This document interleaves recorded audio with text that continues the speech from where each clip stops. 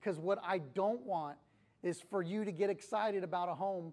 We get everything ready, we sign a contract. En France, vous avez le fer. Il est aussi de l'Allemagne, il est venu de l'Irlande. Oh là là, l'Afrique du Sud. Vous avez aussi Dallas là-bas.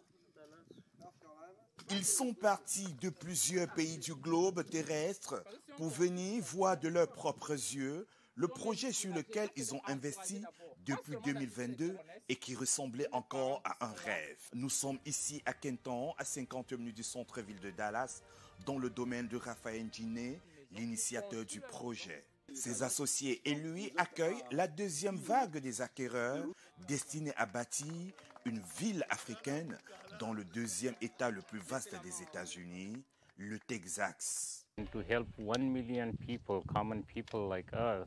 On a une mission de donner à 1 million de personnes, les gens comme nous, to own a land here in America. D'être propriétaire d'une terre ici.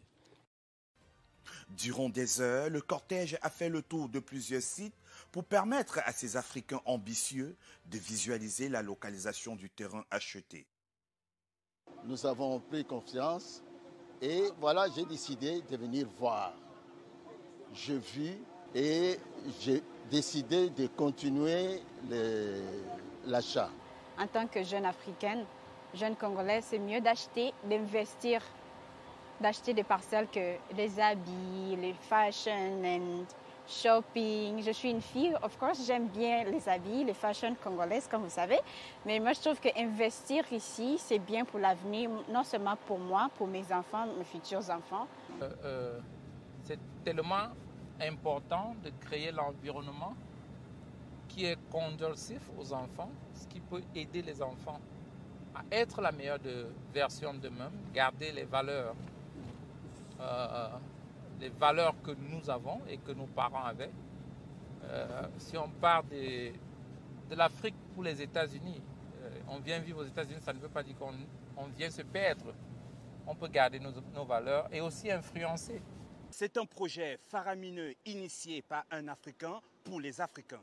Sur ces hectares de terrain, à peu près 5000 hectares, Raphaël Ndjine compte installer au moins 1 million d'Africains. Au lendemain de la visite des différents sites, c'est dans cet hôtel que les acquéreurs ont signé les documents officiels qui font d'eux propriétaires aux États-Unis.